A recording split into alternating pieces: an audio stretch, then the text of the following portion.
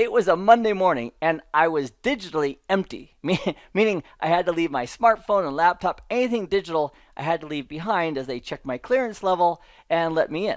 And it turns out that's the process that has to be followed when you're entering a secure area. And I thought to myself as I was working on those systems, whoa, back in the 80s, I was a cashier.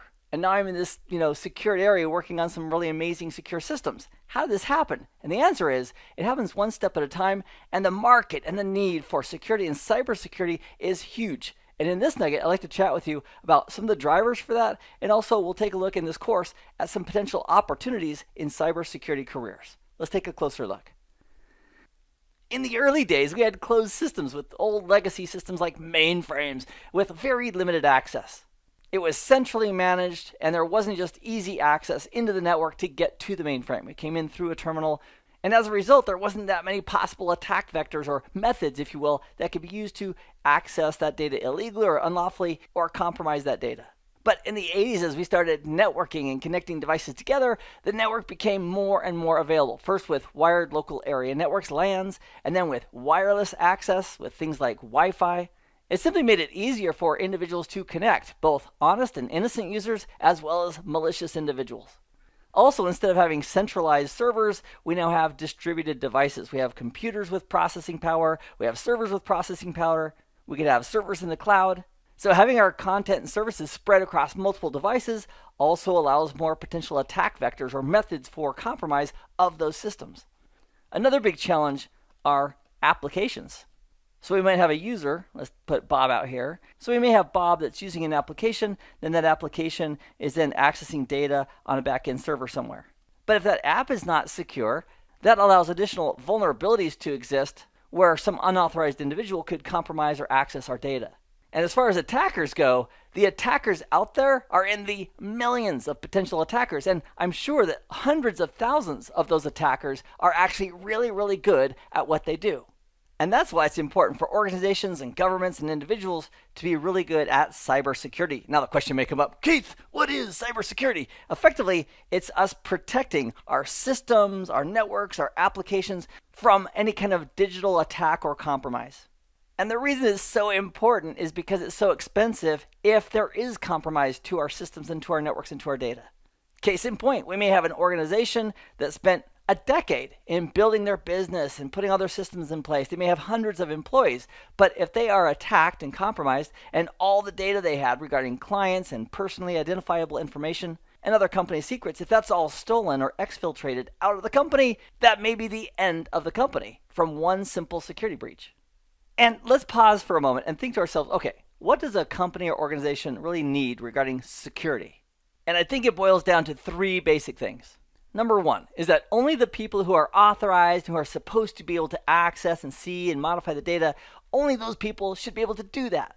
And to make that happen, we're going to have to use good authentication, which is identifying who an individual is or an entity is, as well as authorization, controlling what they're allowed to do. And we're going to do that with technical controls. We're not just going to do the honor system, only log in if you're supposed to. We're going to force that with controls called technical controls that make sure that when Bob's logging in, it's really Bob. And some methods that we might use for authentication include two-factor authentication. An example of that is something that Bob knows, like a PIN or a password, along with another factor or another element, such as something Bob has, like a card, a smart card that might have a computer chip in it or a digital certificate in it. And both of those elements, both of those factors, if you will, are required for Bob to log in. And that would be a good example of doing authentication to prove that Bob is really Bob. Then once Bob logs in and proves who he is, based on his permissions and rights, he can access various resources based on his authorization, like permissions of what Bob's allowed to do. Another security goal would be to make sure that the unauthorized people shouldn't be able to see our sensitive or private information. And the challenge is our information can be lots of places. It can be sitting at rest on a disk or a flash drive, or it could be moving through the network, coursing through the veins of our network, and that would be referred to as data in transit. And if somebody steals a hard drive, or if they start listening in on the network traffic and stealing the data, how do we protect it? And one big way of keeping that data, that information confidential so the unauthorized individual can't read it or make sense of it, is to use encryption. which is effectively scrambling the data so that the unauthorized people can't make sense of it. And popular methods of scrambling data in motion include IPsec, which is just an acronym that means we're securing IP, and there's a whole bunch of rules that are set up behind that to make that possible. Another one to protect data in motion is referred to as TLS or SSL, which is Transport Layer Security or Secure Sockets Layer, and that's a very popular option that we use when we connect from a computer out to a website that not only provides encryption and confidentiality, it also helps us to verify that we are talking to the correct site and not some hacker site. And then the third element that a company wants as far as protecting its resources and assets and doing good cybersecurity is to consider the potential compromises or attacks that might come up. And then regarding those compromises, think about before, during, and after. And part of cybersecurity is to consider, okay, before the attack happens, what could happen? What are the vulnerabilities or weaknesses that each of our aspects of our system may have? And then put in countermeasures or precautionary measures that can help prevent that type of attack from being successful. And like my mom said, a stitch in time saves 9. And preventing an attack is way more desirable and takes a lot less time and effort than cleaning up after an attack. However, if attacks do happen or compromises do happen, part of cybersecurity would be to respond to those attacks. And that way, the damage can be identified, contained, with the intent to restore full functionality and full security, and also minimize the impact, the negative impact of that security breach. And then after an attack, there may be some investigations that are needed.